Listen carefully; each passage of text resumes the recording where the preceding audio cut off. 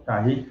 Amigas e amigos, sejam bem-vindas e bem-vindos a mais um Baião de Três. A gente teve um probleminha aqui na hora da conexão do som, mas aí eu acredito que agora esteja tudo bem, né? Eu vou começar falando mais lentamente agora esse início para ver se o pessoal que estava antes e acabou saindo justamente por achar que a gente não conseguiria transmitir, né? Aí foi saindo aos poucos, mas cá estamos de volta. Enquanto isso, eu vou já mandando os links aqui para o pessoal poder entrar. E queria já agradecer desde já aos nossos humildes e grandiosos patrocinadores que desde sempre têm acreditado no nosso projeto. Então, o Baião de Três ele não seria possível, obviamente, sem a ajuda, sem o apoio de tanta gente que tem acreditado em nosso projeto, acreditado nas nossas ideias, e sem essas pessoas o Baião de Três ele não seria possível. Então, queria começar agradecendo aí aos nossos amigos do Sind Hoteleiros. Inclusive, a gente trouxe aí o Gilmar recentemente para o programa, o Gilmar Moreira. Queria agradecer também ao Cindy Guardas, também trouxemos recentemente o Weber Monteiro, que inclusive fez revelações contundentes aqui, e inclusive uma das revelações foi que ele pretende, né, ele assumiu que vai vai lançar, já está, né, na verdade, pré-candidato a vereador no município de Mossoró para o ano 2024. Então, agora em 2024, a gente teve a revelação de que o Weber vai sair candidato a vereador. Outra figura que a gente trouxe aqui há um tempo foi o nosso amigo Thales Augusto, o Thales que assumiu, inclusive também aqui, que ele vai sair candidato a vereador, dessa vez não em Mossoró, vai sair em Apodi, mas ele assumiu aqui, ele lançou essa exclusiva aqui para nós, de que ele vai sair candidato a vereador. Então, se você vai sair candidato a vereador, e de repente ainda não verbalizou isso aí, a gente já deixa espaço aberto para que você faça a divulgação aqui em primeiro momento, com exclusividade ao Baião de Três. Então, brincadeiras à parte, os temas de hoje, eles são, mais uma vez, um tanto complexos, polêmicos, que dizem respeito justamente à situação em que Mossoró tem se encontrado, mas também a gente vai fazer aí alguns apontamentos sobre a situação do Brasil, mais especificamente em relação à diplomacia do presidente Lula, que, para quem não sabe, recentemente ele conseguiu trazer, graças a justamente esses gestos diplomáticos, conseguiu trazer de volta um pouco mais de 30 brasileiros que estavam lá na faixa de Gaza durante todo esse conflito que se deu que está se dando, né, entre Israel e o Hamas, mas que a gente sabe que tem atingido majoritariamente o pessoal, o povo, a população da Palestina. Então, a gente vai falar um pouco sobre isso. Outra coisa que a gente vai falar, que inclusive vai ser o nosso primeiro tema, é o descaso com o CER, né, o Centro de Reabilitação, não é, Costa? E aí é um assunto também delicado, o Costa aqui tem muito mais propriedade para falar, tem total propriedade, e a gente vai discorrer um pouco sobre esse descaso com o CER, o que tem acontecido com o CER, né? A gente tem novas informações que surgiram recentemente, e algumas dessas informações dão conta que o CER não deveria estar como está, principalmente porque a situação financeira, pelo que eu entendi, ela é mais positiva, mas a gente não vê o retrato, a gente não vê a tradução desse suporte financeiro no CER, né? CER, C-E-R, o Centro de Reabilitação. E, para finalizar, assim, o nosso tema, que na verdade vai ser o nosso último assunto, a gente vai tocar mais uma vez em relação ao descaso, a perseguição que a Prefeitura Municipal, que a gestão municipal tem realizado com a imprensa moçoroense. A gente já viu, a gente ficou sabendo recentemente que o Baião de Três foi uma das vítimas dessa perseguição à imprensa que tem sido realizada pela gestão municipal. Todavia, não satisfeitos, a gestão municipal começou a perseguir e atacar outros blogs, outras figuras jornalísticas da cidade, do município de Mossoró, entre eles o Bruno Barreto, o blog do Barreto, e mais alguns outros blogs que a gente pode ir nomeando quando o assunto vier à tona. Mas aí, então, eu queria dar o meu bom dia, no caso, a gente está ao vivo hoje, né? Dar o bom dia aqui ao nosso amigo Costa. Então, Costa, bom dia para você. Se quiser dar algum recado inicial antes da gente começar aqui o assunto do CEF, fica à vontade. Bom dia, Jonatas. Bom dia quem está nos acompanhando aqui ao vivo. Boa tarde, boa noite, como eu sempre digo, quem for acompanhar em outro momento. Antes, eu queria deixar aqui meu abraço, meus parabéns para Caio, né? Que aniversariou ontem, né? Está no seu 5.1, a gente pode revelar aqui a idade, 5.1. né? Isso. Então, assim, um abração, Caio, isso faz muita falta aqui no nosso programa, certo? Mas vamos tentando tocar aqui sem a sua presença. Vamos já aqui. Sim, outra coisa, você falando aí, eu achei que você ia lançar a sua candidatura a vereador. Não. Falando esse, daqui a pouco ele vai dizer que é pré-candidato também. Vamos nos lançar, né? Vamos lançar uma chapa coletiva. Eu, você e Caio, a chapa do Baiano. A chapa do Baiano de 3, né? Então, vamos já, se você me permite, entrar, né, nesse nosso primeiro ponto aqui de pauta, que é essa questão do CER. O que é o CER? Centro Especializado de Reabilitação. Quando a gente fala em reabilitação, o que vem, primeiramente, assim, em mente, né, é apenas se recuperar de uma cirurgia, mas a gente precisa ter esse conceito de reabilitação mais amplo, né? E é assim que o CER se propõe, né, a funcionar. Esse CER foi construído na gestão passada, né? Foi entregue ali sua estrutura física, assim, no apagar das luzes, no dia 28 ou 29 de dezembro já, o CER foi entregue. Se gerou uma expectativa muito grande, né, com o CER, com os profissionais que lidam na reabilitação, principalmente os fisioterapeutas que estavam lá atendendo no PAN, em um local não muito adequado. Chegamos lá, né, onde tem uma estrutura física muito interessante, né, nós tivemos uma certa decepção, porque a gente percebeu que foi uma mera mudança de local. Para vocês terem ideia, o CER 4, que o CER tem ele 1, 2, 3 e 4. O 4 é o mais, né, vamos dizer assim, o completo. Né? Então, ele tem que atuar com profissionais da fisioterapia, psicólogo, psicopedagogo, terapeuta ocupacional, fonoaudiólogo, ortopedista, neurologista, oftalmologista. Então, todos esses profissionais precisam estar atuando para que se tenha, né, um atendimento multi e interdisciplinar. Né? Então, assim, muitas vezes as pessoas centralizam muito para o fisioterapeuta como sendo o único profissional de reabilitação, e não é. Né? Tem também assistente social, já falei psicólogo, então é um trabalho belíssimo que, lamentavelmente, né, a população não tá tendo acesso a esse trabalho, a esse atendimento. Por quê? Quando ele foi entregue em sua estrutura física... Não foi nem nessa gestão. Né? Na gestão anterior, já no apagar das luzes. Né? Em dezembro de 2020, né, ele ficou, né, concluído em sua estrutura física. Mas, a partir daí, qual seria o próximo passo que essa gestão deveria fazer? Seria habilitar o CER junto ao Ministério da Saúde.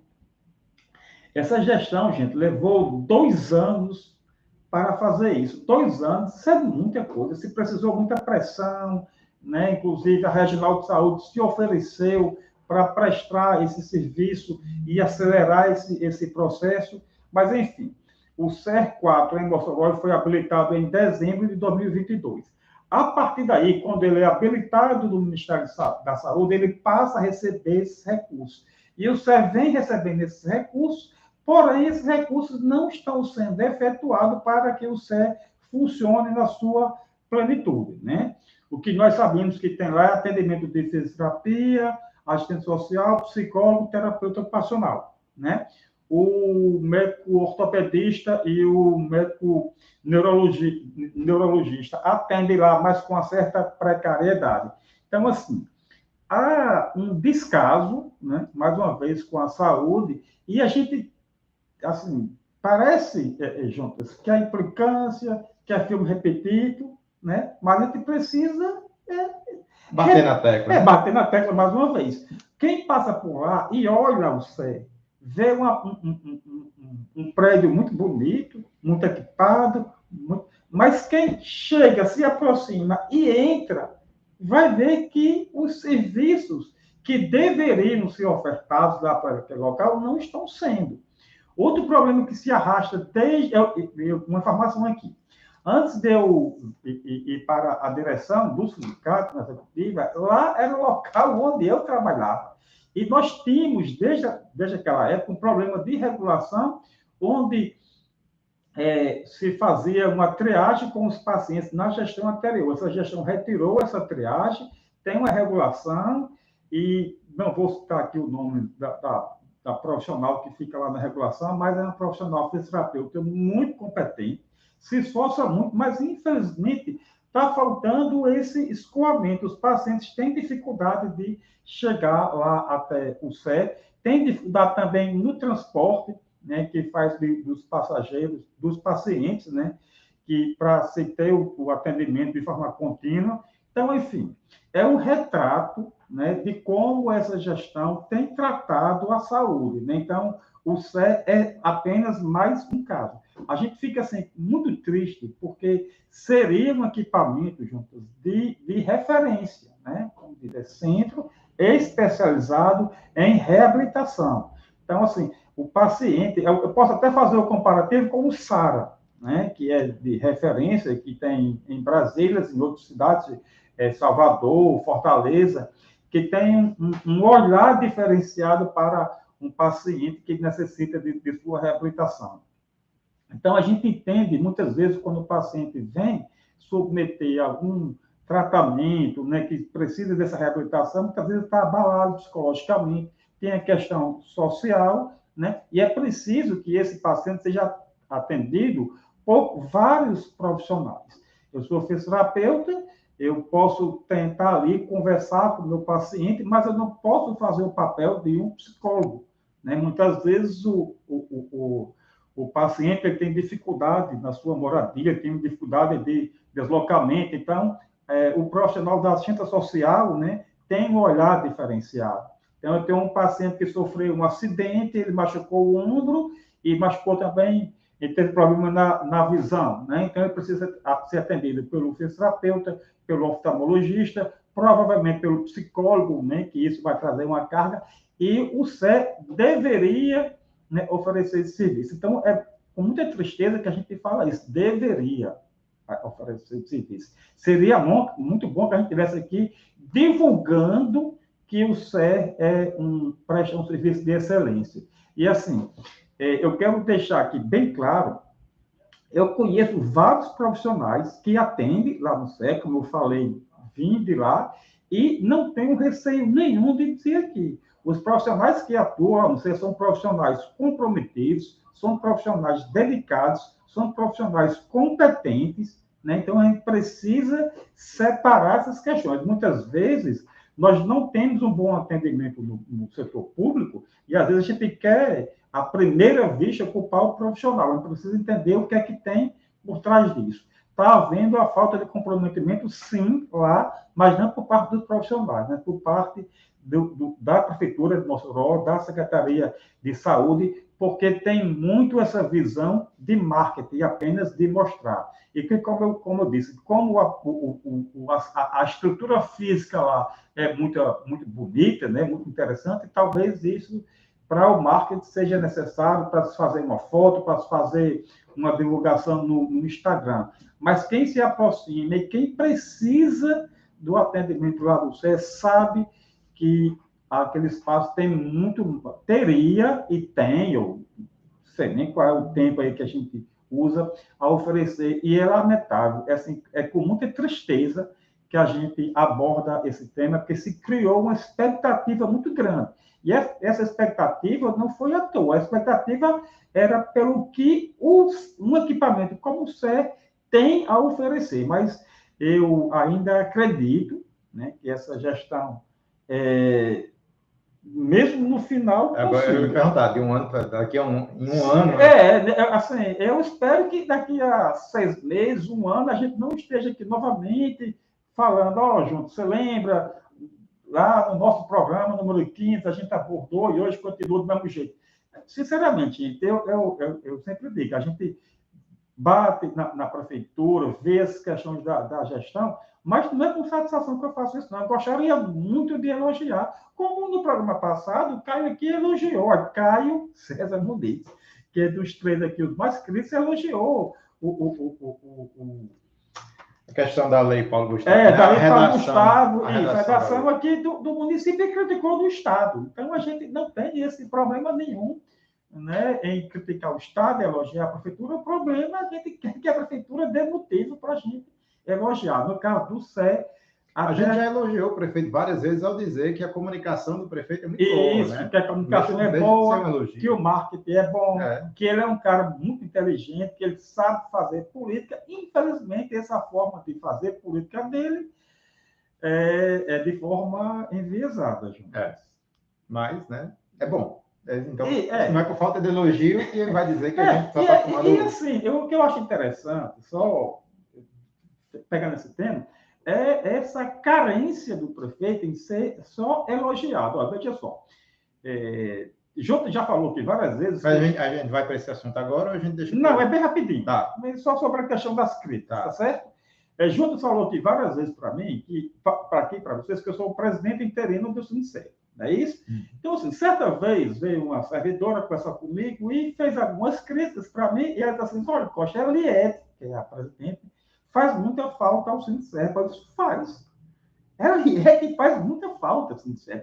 Tem coisas que eu não consigo fazer com a mesma capacidade que a Eliette faria se estivesse aqui. Aí eu falei para ela, pronto, agora eu quero que você me ajude e me diga como é que eu posso fazer e tentar chegar a isso aí. Então, assim, se eu fosse escutar só elogios, então eu não teria a ajuda dessa servidora e ela se comprometeu a me ajudar a falar, mostrar dentro da área dela, né? Então, assim, foi uma crítica que eu achei interessante. Então, a gente precisa receber essas críticas. Alguém que chega, você está errando aqui. Beleza, estou, e onde é que eu poderia acertar? Né? Então, sentar e conversar. É algo que eu não vejo nessa gestão. Né? Há uma necessidade tão grande de ser elogiada que se alguém o criticar, é como se fosse assim, o erro, daqui a pouco a gente vai. Já quase que já entrava, mas enfim, é mais ou menos isso. Bom, dando prosseguimento agora no nosso segundo assunto, eu queria fazer um destaque já de uma matéria que saiu há 3 dias atrás no jornal O Globo, das indústrias, da Corporação Globo, e que diz o seguinte, a matéria é 3 dias atrás, a gente está ao vivo, hoje é dia 18, e a matéria diz assim, Lula volta a relacionar Israel e terrorismo, Lula volta a relacionar Israel e terrorismo, 2 pontos. Como ficam os laços entre os 2 países após resgate de brasileiros em Gaza?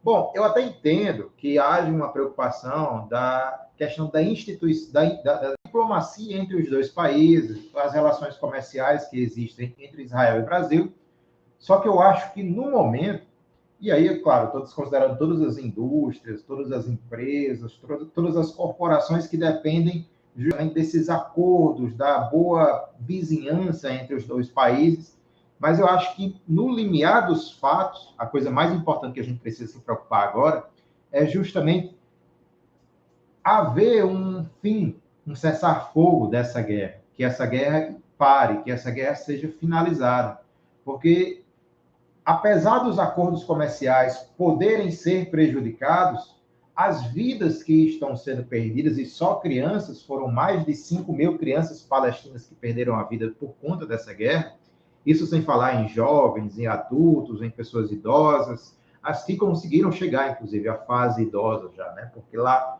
é um país, é um espaço em que a faixa etária, a expectativa de vida não é alta, porque, enfim, vive-se como se vive por lá.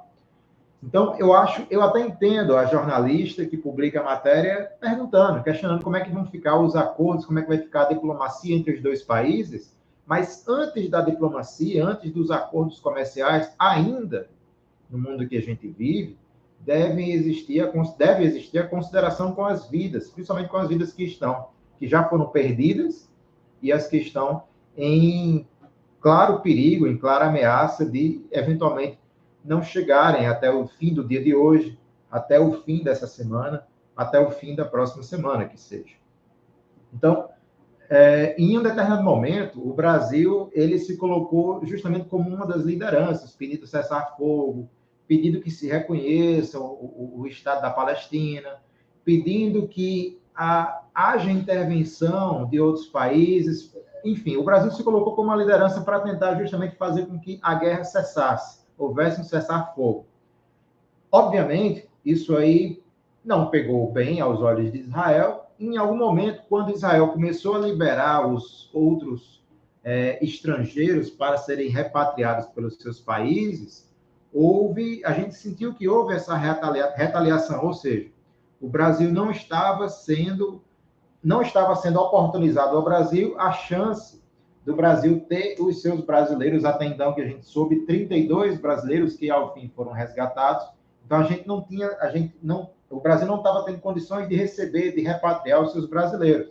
Então o Brasil mais uma vez baixou o tom, e ao baixar o tom, a gente viu que os americanos conseguiram repatriar seus norte-americanos, outros países da Europa conseguiram, e por fim, mais ou menos uma semana dessa expectativa, dessa celeuma toda, o Brasil conseguiu resgatar esses 32 brasileiros. Faço um destaque aqui de que, enquanto esses brasileiros estavam lá, ainda na faixa de Gaza, o que é que acontecia nas redes sociais, para quem acompanhou minimamente? A extrema-direita, ou pessoas ligadas ao bolsonarismo, começaram principalmente no Twitter, que hoje em dia não é mais Twitter, né? É X ou X, o Elon Musk mudou o nome da plataforma, então a gente costuma chamar Twitter porque, enfim, o nome ficou eternizado aí por 15 anos, mas hoje em dia é X, né? O X. Mas lá no antigo Twitter, atual X, a extrema-direita, partidários do bolsonarismo, inclusive influenciadores, começaram a subir hashtags, hashtag aquele jogo da velha, né, que simboliza, para quem não sabe, que aproxima pessoas de um determinado assunto, e quando você clica lá na hashtag, no jogo da velha, na palavra, você consegue acessar uma lista de pessoas e de dizeres que estão dentro daquele tema, né? Então é uma forma de você enquadrar assuntos para que você veja o que está sendo dito. E acontece que os brasileiros começaram a twittar essa hashtag, dizendo Bolsonaro Salvador, parabéns Bolsonaro. Então começaram a fazer uma série de elogios a Bolsonaro, como se Bolsonaro, através, no caso, das Forças Armadas, né, que foram resgatar, que foram, enfim, trazer os brasileiros de volta, como se Jair Bolsonaro tivesse alguma coisa a ver com o resgate desses brasileiros. E não só porque a gente está em outra gestão, em outro governo, mas para quem não lembra, quando o Brasil tinha na China brasileiros presos na época da Covid, parece muito antigo hoje a gente falar de Covid, porque é algo que começou em dezembro de 2019, o primeiro caso no Brasil, se não me engano, foi em março de 2020, uma coisa assim, fevereiro, acho que foi fevereiro, né? E o primeiro morte, né? A primeira morte sabida foi em fevereiro. Sim. Tá. Os primeiros casos, obviamente, surgiram antes, e aí o primeiro falecimento surgiu em fevereiro. Mas aí o que eu quero dizer é o seguinte: quando o Brasil tinha brasileiros na China, e a China estava justamente dificultando a saída, porque também existiam essas condições sanitárias e a tentativa de não se propagar a doença, Bolsonaro ficou quieto. Bolsonaro não tentou, até porque Bolsonaro, por ser quem é, ele não iria tentar uma diplomacia com a China. Então, Bolsonaro ficou em silêncio.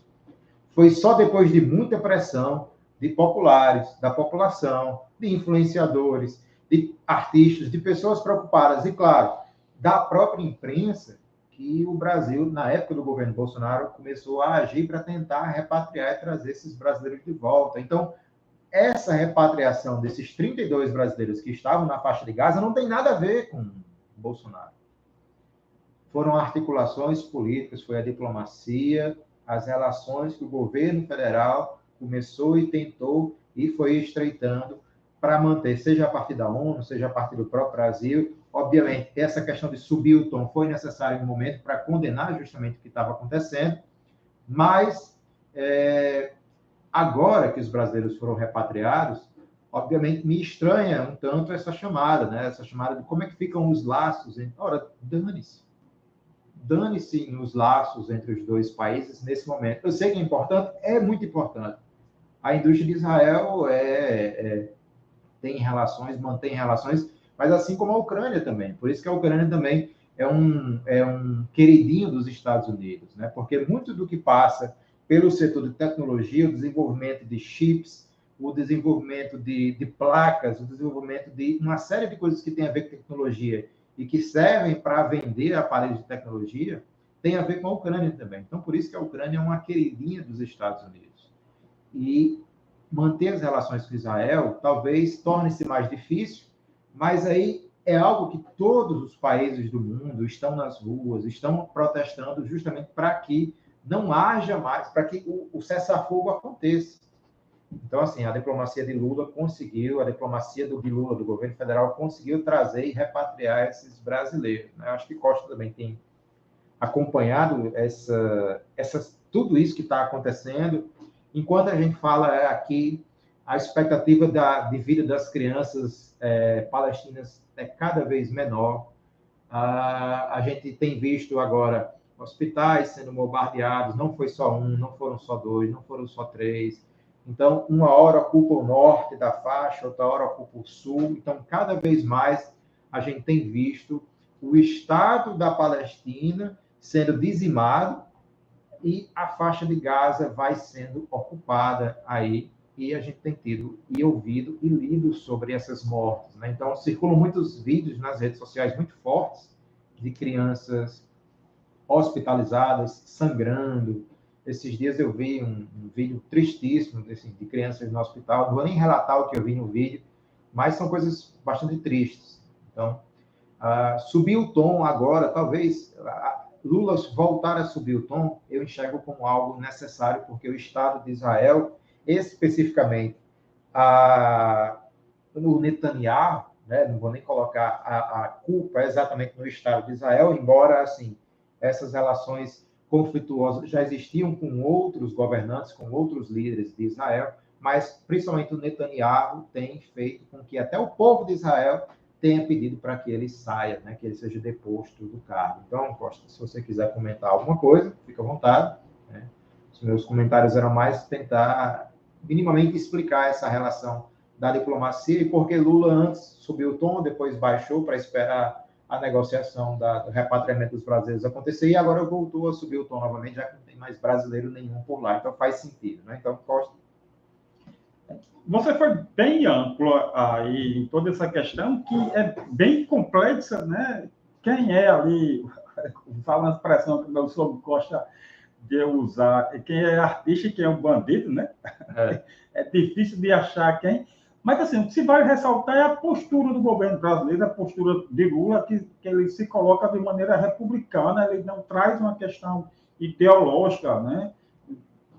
Ele não se coloca a questão ideológica à frente de toda essa situação, e que a prioridade era resgatar os brasileiros. Mas eu acho interessante esse posicionamento, essa forma como o Lula se posiciona nessas questões internacionais. Então, é por isso que muitas vezes ele é ouvido, ele é escutado, mesmo o Brasil não tendo tão destaque economicamente, mas a postura que Lula adota, né, de forma diplomática, é bem interessante. Mas, assim, de toda essa questão que você falou, né, tem pouco a acrescentar. Só uma questão que eu vejo aí é o seguinte, que a gente, João, você percebe que a gente cada vez menos fala em Bolsonaro. Sim. Né? Bolsonaro, ele tinha tudo para liderar a oposição, tinha tudo para fortalecer, mas ele não tem essa capacidade. Então, assim, tirando aquela curva, né, aquele soluço, esse pico que teve, né, do bolsonarismo, mas ele não tem essa capacidade de sustentar. Sem a caneta na mão, o que deveria ser um líder da oposição, a gente percebe que se vai reduzindo, e eu acho que a tendência, né, é que esse furacão, né, Bolsonaro que teve, se desapareça, até pela postura que ele teve nos 4 anos e que ele tem agora depois, e a gente vê essa diferença, né, de postura de uma gestão para outra, nos dois casos, como você citou, lá na China, né, a preocupação em resgatar, e essa agora. Eu diria que essa agora até mais crítica, né, assim, exigia até uma diplomacia muito mais assim, elaborada, cuidadosa, do que propriamente no episódio da China. Porque no episódio da China a gente sabe que era uma questão de doença, uma questão, enfim, epidêmica, né, pandêmica. E agora, no caso da Palestina, Hamas e Israel, é uma questão de guerra, né, de conflito. Então, a gente necessitava, o Brasil necessitava ser ainda mais diplomático, e assim foi, e conseguiu o resgate dos brasileiros. E uma coisa só que eu não coloquei é que esses brasileiros começaram a ser atacados aqui no Brasil, quando viram que a estratégia de colocar Bolsonaro como uma das frentes de liderança nesse resgate não teve nada a ver com isso, né? Ele até pousou com o chanceler, enfim, o chanceler não, o embaixador de Israel no Brasil, e, enfim, ficou por isso mesmo, né? Entrando agora no nosso último assunto, para quem viu na semana passada, a gente comentou no nosso 14º episódio sobre as perseguições que a imprensa moçoroense, até então, o Boca da Noite, ele tem sofrido, né? A gente colocou aqui, a gente deixou a nossa solidariedade aos companheiros Ugmar Nogueira e Márcio Alexandre, do Boca da Noite, reforçamos a nossa solidariedade e agora estendemos a nossa solidariedade, porque o prefeito, não satisfeito em tentar cercear a liberdade de imprensa, de noticiar do Boca da Noite, resolveu atacar outros blogs, resolveu encampar uma luta. Agora, para não dizer que o prefeito ataca só um, parece que ele resolveu atacar outros também, né? Então, esses dias, o prefeito resolveu partir para cima de outros blogs que repercutiram os gastos com aluguel de veículos, que inclusive foram noticiados no próprio DOM, o Diário Oficial do município de Mossoró. Então, o Boca da Noite fez uma matéria baseada nesses dados, depois os dados foram apagados do DOM, né? Depois foram recolocados. Quer dizer, ao bel prazer, supostamente houve um erro, o Boca da Noite fez a matéria, noticiou como tem que ser, como a imprensa deveria fazer, e então o prefeito partiu para cima, depois retirou, depois colocou de novo, e resolveu cercear outros veículos que reproduziram a matéria do Boca da Noite. Então, ele foi e partiu para cima de outros veículos, como o blog do Aclecivan Soares, o blog do João Marcolino, o blog Alex Silva, o blog Grande Ponto e o blog do Barreto, né, do jornalista Bruno Barreto, lá do Foro de Moscou também. Então, veja bem, o que mais me espanta, e a gente já falou da perseguição à imprensa, né? Da minha parte, eu nem quero retomar a questão da perseguição à imprensa, porque eu acho que isso já torna-se claro. Você mesmo falou, ainda no nosso primeiro assunto, quando a gente falava do SER, que o prefeito tem essa necessidade de estar sendo elogiado constantemente. Quando o elogio não vem, ou a pessoa é mal vista, né, sob o olhar do prefeito, ou então é perseguida, principalmente se o não elogio, em algum momento, também passa a ser crítico. E a gente sabe que teve portais que eram críticos ao prefeito e hoje também estão ao lado do prefeito, né? Eram portais que eram extremamente críticos à gestão do prefeito atual de Mossoró e hoje em dia são portais que estão ligados à gestão. Então, o contrário também acontece. Mas aí, o que eu quero chamar a atenção, na minha fala, pelo menos, não é exatamente, mais uma vez, o prefeito seguir tolhendo a liberdade de imprensa, perseguindo jornalistas, tentando silenciar blogs, enfim, portais que ousam simplesmente tecer críticas ou então, enfim, falar a verdade, enfim, o que o povo necessita saber. O que eu quero dizer é o seguinte, é que eu vejo com muita preocupação o silêncio de alguns vereadores da Câmara Municipal. Eu vejo com muita preocupação vereadores que, ora, dizem que são a favor da imprensa, que são a favor da liberdade de expressão, e quando um blog resolve noticiar com base em dados da própria gestão, que estão no Diário Oficial de Mossoró, o prefeito parte para cima. Então, muito me estranha essa forma como os blogs de Mossoró estão, aliás, como os vereadores de Mossoró parecem num eterno silêncio em relação à crítica ao prefeito. Não tem crítica, na verdade. E mais ainda agora, que a gente tem partidários, pessoas, jornalistas, mídias da imprensa sendo perseguidas. Então, isso é muito ruim para a imagem da Câmara Municipal também. A Câmara Municipal tem vereadores que foram de um lado, foram de outro, transitaram, foram, voltaram, podem, no ano seguinte, caso eleitos, estarem em outra trincheira, mas aí, e a imprensa? A imprensa segue. A imprensa oposicionista precisa acontecer. Se tudo forem só elogios, se tudo forem só aplausos, como é que o povo vai ficar sabendo de fato o que acontece em Mossoró?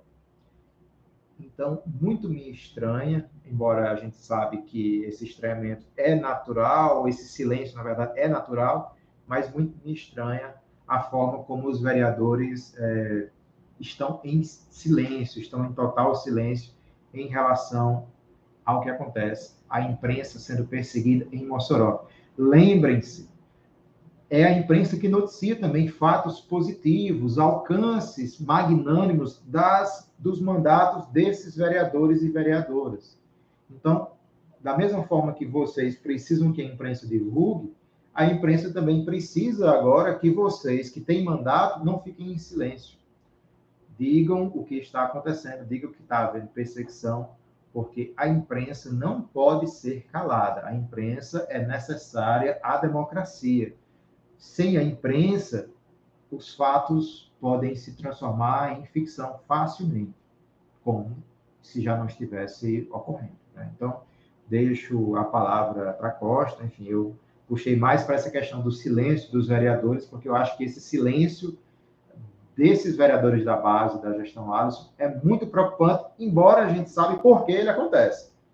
Agora, não necessariamente a gente precisa concordar, e eu acho que, enquanto cidadãos que somos, precisamos cobrar esses vereadores, porque o silêncio, ele subjuga, o silêncio, ele cerceia, e o silêncio, quando você silencia diante de uma opressão, aí estou voltando, estou indo, na verdade, até o Paulo Freire, mas o Paulo Freire diz muito bem, né? Que em casos assim, quando você silencia, você já escolheu um lado. O seu lado não é pela neutralidade. Quando você silencia, você escolhe o lado do opressor. Porque a gente tem uma gestão bilionária perseguindo jornalistas, perseguindo a imprensa. Então, quando você silencia, você não está sendo neutro, você está sendo favorável à opressão, ao opressor. Então, fica a preocupação quanto ao posicionamento dos vereadores, né, e quanto a esse silêncio, mas a gente diz isso, mas sabendo que a gente não mora numa utopia, a gente não vive uma utopia, a gente sabe que só colocar isso aqui não vai fazer com que amanhã ou depois eles se posicionem e digam que repudiam o que está acontecendo. Não, não vai ser assim. Ao contrário, periga acontecer de Alisson ter cada vez mais elogios, mais aplausos e mais fervorosidade no trato com a sua pessoa, né? Ou seja, os vereadores vão cada vez mais aplaudir e silenciar, aplaudir o prefeito e silenciar diante das injustiças. Né? Então, é de indignar, mas ao mesmo tempo é esperado, né? O contrário, o não esperado, que poderia surpreender é justamente algum vereador se posicionar contrário à perseguição à imprensa que tem acontecido em Mossoró. Pronto aí? Pronto. Então, eu, particularmente, esse comportamento dos vereadores não me causa surpresa. Concordo com tudo que você falou, eles deveriam ter uma postura mais ética, mas essa postura antiética não me causa surpresa, principalmente ali nos momentos que foi até aquela Câmara, projetos, né, que tiraram direitos de servidores, e a gente tentou um debate e não foi conseguido, é uma pena. Né? Esse último agora do PCCR, da Lei 003, que se colocou até a possibilidade de ter uma audiência pública, né? Foi até uma proposta de um próprio vereador da situação, mas quando ele percebeu que essa audiência pública eles não iam conseguir sustentar uma inteira, né? Então eles voltaram atrás e desistiram da audiência pública. Agora, o que me preocupa, assim, que deixa preocupado, chateado, triste com essa questão do blog Boca da Noite e os demais que republicaram a notícia, é que ali foi uma matéria informativa, né? Então, assim, se a prefeitura, se o prefeito Alves estivessem, né, censurando alguma opinião que tivesse sido agressiva a ele, né, você poderia contestar, concordar, não concordar, mas, gente, né, o que foi censurado foi uma informação do Dom. Informação, parece algo assim, sabe, que eu não consigo me expressar. Como é que uma matéria que vai divulgar algo que é para ser publicado, que está lá, eu vou até falar o João, que é o Jornal Oficial de Mossoró, que mudou para Dom, né? Como é que a pessoa pega as informações que a prefeitura, né, colocou ali e ia censurar? Então, essa é a minha preocupação. Né? Olha só, se a gente, se a imprensa, no caso dos blogs, não estão sendo permitidos sequer, né, fazer uma matéria informativa e o que é mais grave, informação tirada da própria prefeitura.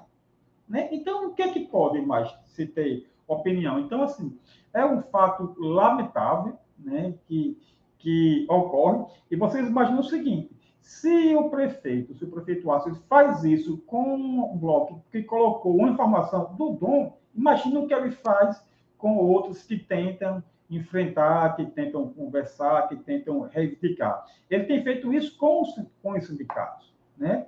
Os sindicatos que batem mais de frente, os sindicatos que representam, que vão mesmo lá sentar e tentar negociar, ele escanteia, ele agride, ele persegue, como está fazendo com os sindiguardas, como faz com o sindicerto, mas da associação dele, da associação que bate palma para ele, aí essa associação, né, ganha os holofotes, né, faz live sentada lá no palácio. Então, é tudo um faz de conta que eu considero a imprensa, um faz de conta que eu escuto os sindicatos, um faz de conta que eu valorizo os servidores, e de faz de conta em faz de conta, né, a gente vai levando uma gestão que é lamentável. Eu não sei até quando a população de Mossoró vai cair nesse conto aí de faz de conta.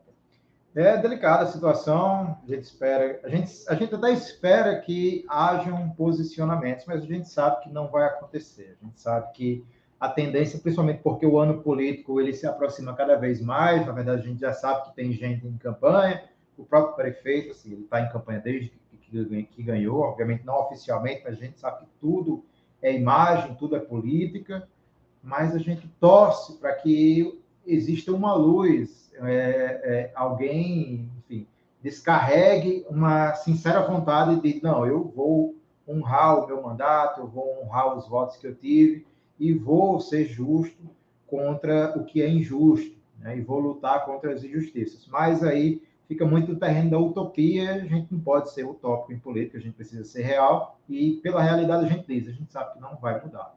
Os vereadores vão continuar, os vereadores que são da base, vão continuar abanando o prefeito, vão continuar aplaudindo o prefeito e dizendo sim para tudo que ele disser sim e dizendo não para tudo que ele disser que for para dizer não. Então, assim vai ser, assim tende a ser, a política acaba sendo muitas vezes assim, quando o mandatário tem tanto poder, tem tanta influência técnico-financeira, né? Não só técnico, mas técnico de tecnologia e financeiro, né?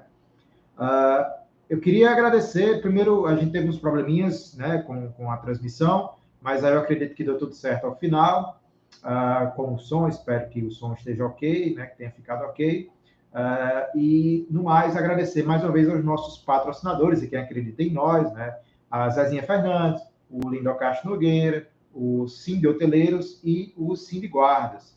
O Baião de 3 também está no Instagram, então quem quiser seguir o Baião de 3, então a gente tem conta por lá, a gente tem perfil por lá, e se você quiser seguir, a arroba é o seguinte, sem acento, Baião de 3, aí o 3, o numeral, RN. Então, sem acento, Baião de 3, RN. Só isso você nos encontra lá no Instagram. Costa, mais algum recado final? Não, só isso mesmo, e agradecer aí, né, a paciência, né, dos probleminhas, mas é isso aí. E vamos lá tocar o barco, né? Talvez a gente pegue o Baião de 2, né? Então, mais uma vez, parabéns a Caio, fez aniversário, né? E com isso a gente se despede. Até a próxima semana, seja ao vivo ou gravado. Então, valeu, falou, até mais, tchau.